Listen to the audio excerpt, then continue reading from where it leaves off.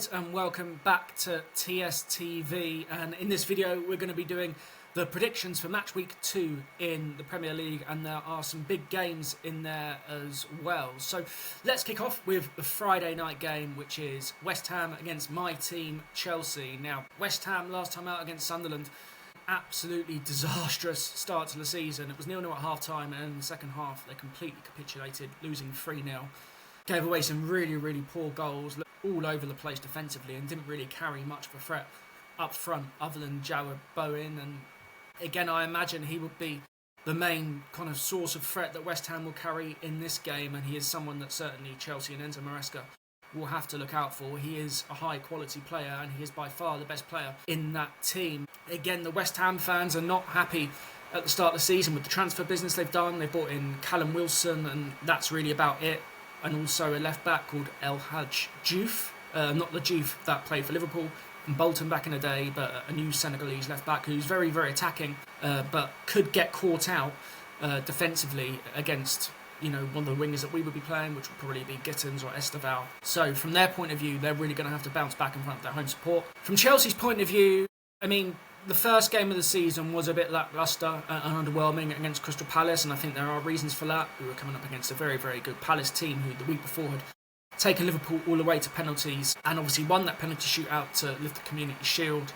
They're very well drilled, very physical, and I think one of the most underrated teams in the league. Now, obviously, they look like they're going to lose Eze to Arsenal, and my video yesterday on Eze against Tottenham has very much not aged well, and they could also lose Mark Gahey. So if we played them a bit later, could have been facing a very different Crystal Palace team. So I think in this game, West Ham will have to come out a bit more. They're at home. The onus will be on them, and the demand from their support will be that they try and attack us. So I think it will be a bit more of an open affair. From a playing point of view, I think it will probably be pretty much the same team. Perhaps Tosin coming in for Josh Achiampong, and perhaps Esteval coming in for Gittins, who looked like he struggled a little bit. He's never played in English football before, and Esteval looked a lot brighter when he came on, so he could be the answer on that right wing. So my prediction is that Chelsea will win 3-1. I'm pretty confident that we'll go to London Stadium and get 3 points. So West Ham 1, Chelsea 3. The next game on the Saturday at 12:30 is Manchester City against Tottenham. Now, Tottenham have a really good record at Manchester City, which is quite unbelievable considering their record against the rest of the top 6, maybe apart from Manchester United in recent years, isn't great, but they always seem to turn it on whenever they play Manchester City. Obviously, the last 2 results, I know they lost against PSG, but the way they played and took PSG all the way was encouraging. The way they beat Burnley pretty comfortably, 3-0, with Richarlison scoring 2 very good goals as well, is encouraging. But then obviously we've had the news in the last 24 hours that Arsenal have hijacked the move for Eberechi Eze. Looked for all the world he was going to end up as a Tottenham player, and that has left a real negative feeling and sour taste within the fan base. I'd expect some more anti-Levy chants on Saturday. They've obviously missed out on Morgan Gibbs-White as well. So from actually being in a position where things were looking up for Tottenham, things are suddenly starting to look a lot more bleak. They're coming up against a Manchester City team who had a really good start last week against Wolves. Tierney Reinders, who I mentioned last time, was absolutely incredible. Haaland obviously started with 2 goals. He tends to always score on the first day of the season. He looked very sharp, 2 good finishes. And they just looked like they were at it straight away. So I don't think we're going to get a repeat of what we saw last season, where Tottenham went to the Etihad and won 4-0. I know City were in a really difficult moment then. I think this will be a much more difficult assignment for Tottenham this time around. So I'm going to predict Manchester City 3, Tottenham Hotspur 1. The next game into the Saturday 3 o'clock is Bournemouth versus Wolves. Now, I was really impressed with Bournemouth going forward against Liverpool. I still think defensively there needs to be some work done, because obviously they lost 3 of their back 4 in Kirkesh, Huijsen and Zabarani. So they're a little bit light. They've obviously got a new goalkeeper in George Petrovic as well. But going forward, they still look to fret. They would hope that Justin Kluivert comes back into the team. And if Antoine Semenyo can carry on how he left off last week against Liverpool, they'll have a really good chance of winning this game. Wolves, I'm a bit worried about them this season. They look like they don't have much bite in attack. You'd think John Arias would come in and start from the off this time. There's a lot of talk about Jurgen Strand Larsen also moving on, Newcastle being interested in him. Defensively, I thought they looked very poor. So yeah, it's a bit of a bleak time for Wolverhampton Wanderers fans. So I'm going to predict that Bournemouth will win this game 1-0.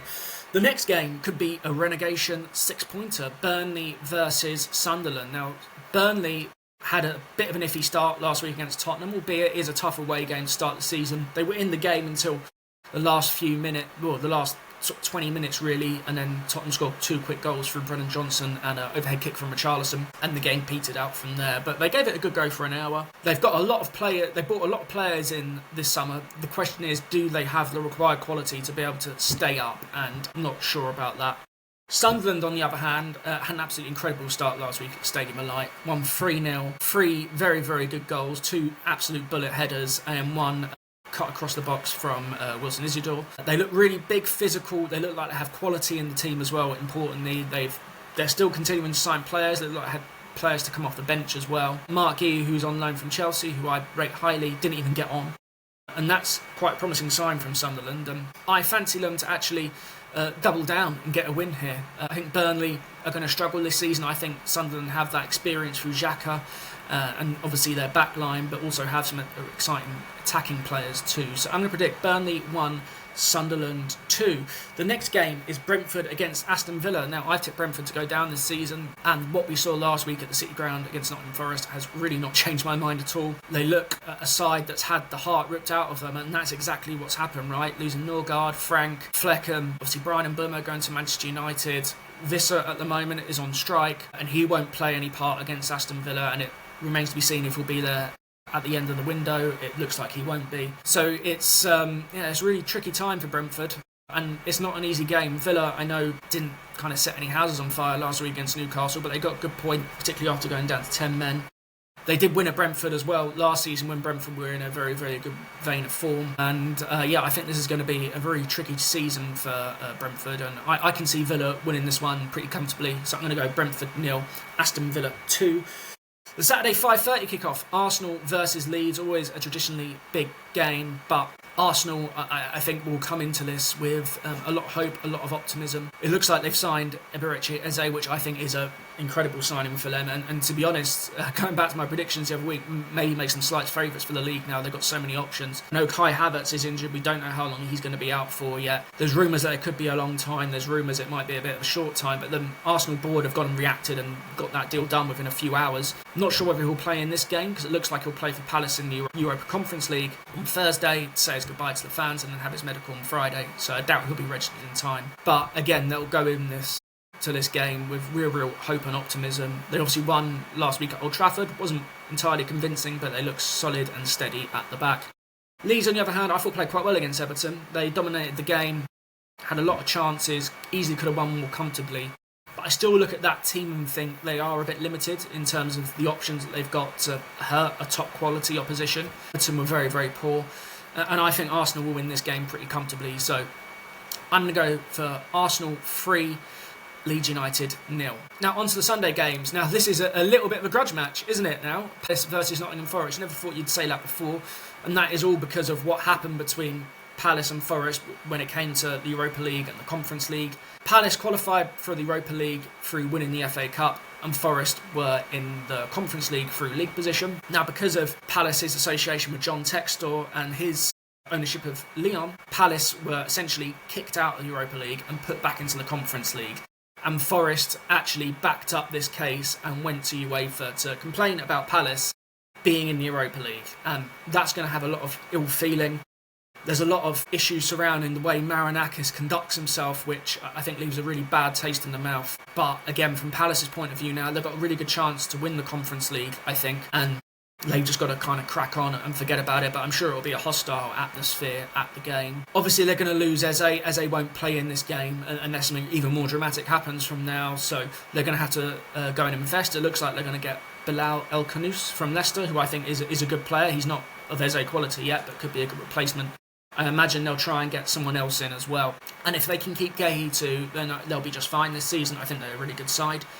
As for Forest, again, they've done what Forest have done. They've invested very, very heavily over the past couple of weeks. Now, whether those players are ready to come in now, I'm quite sure. I'm sure some of them will feature, such as James McAtee and Amari Hutchinson and the like. They also look like they're going to sign Douglas Luiz, who I think is a very, very good signing. But I think both teams, they're very, very solid defensively. And I think from both sides' perspective, because of everything that's gone on, they won't want to kind of lose. Palace won't want to lose their first game of the season. Forest will want to build on what the 3 points against Brentford last week.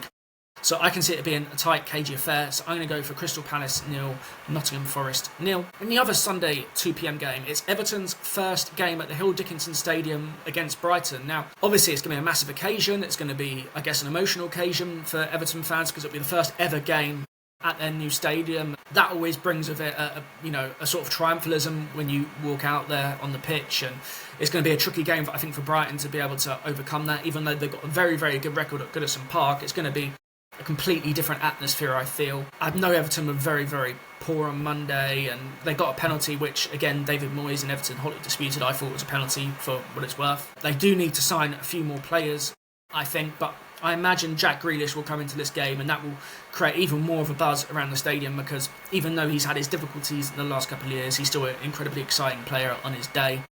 Brighton, on the other hand, a bit of a shame for them from their perspective last week. Obviously 1-0 up going into the 96th minute. Fulham get a late equaliser, and what would have been a really solid opening day win comes a bit of a disappointing result. They've invested again in this summer in a number of young players, and Fabian Herzler will want his team to kick on this season. But I think Everton will get over the line in this game. I think the first game in their new stadium, there'll be a real buzz about the team and the support.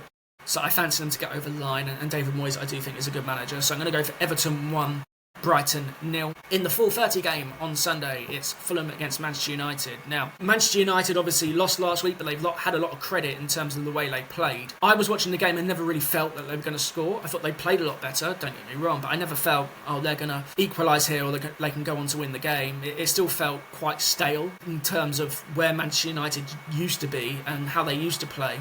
But it was an improvement, I guess. They've obviously got Mbeumo and Cunha up and running. They should be a real threat in this game. It'd be interesting to see whether Benjamin Sesko starts.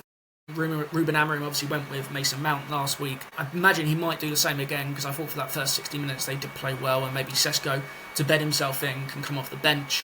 Fulham, on the other hand, again, decent draw at Brighton last week, but they've still done absolutely no business. This summer, there seems to be a bit of tension behind the scenes between Marco Silva and the board. Not surprisingly, he's come out and voiced his displeasure at that. I still think Fulham would be fine anyway, but it's not going to enable them to kick on as they would like to if they don't bring anyone in. In terms of this game, United actually have quite a good record at Craven Cottage, even though in the last few years they've obviously not been very good at all. I think they've won on each of the last 3 occasions they played there. So I have a feeling that United will continue that good record, and I think they will get the 3 points. So I'm going to go Fulham 1, Manchester United 2.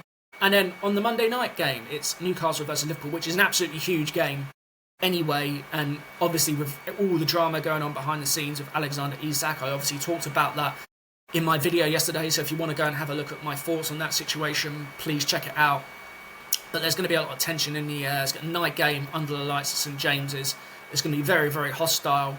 They're going to let Liverpool know what I think they think of them, and I think they're going to let Alexander Isak know what they think of them as well. Newcastle are typically an extremely aggressive team, particularly when they're at home. They're on the front foot, they'll press, they'll be physical, they'll be nasty to play against. I'm sure they'll put in some flying challenges and almost kind of make this a little bit of a derby. As for Liverpool, obviously they've got incredible options going forward, and obviously if they add Isak to that will only get better. But defensively last week, they were very porous. They didn't look right at the back, and it'd be interesting to see whether Arne Slot adjusts that. If he doesn't, then I think Newcastle could get a lot of joy. Even though they don't have a centre forward, the likes of Gordon, Barnes and Alanga can definitely really hurt them on the counter-attack. And I think it's going to be a really tense evening. I'm really looking forward to the game. I think it will be a great spectacle. I'm going to go Newcastle 2, Liverpool 2. I know Newcastle haven't got as much firepower at the moment without Alexander Isak, but I think the atmosphere that will be generated at St James's Park, I think the motivation of the players to kind of want to show Alexander Isak, come on, this is what you're missing out on, will ensure that they get a positive result. And I think from Liverpool's point of view, they've just got so much firepower that I think even if Newcastle do take the game to them in that way, that they can get something out of it. So yeah, those are my predictions, guys. Hopefully I get on okay. Let me know your thoughts and your predictions for this weekend's games in the comments. Please like and subscribe, and I will see you very soon. Take care.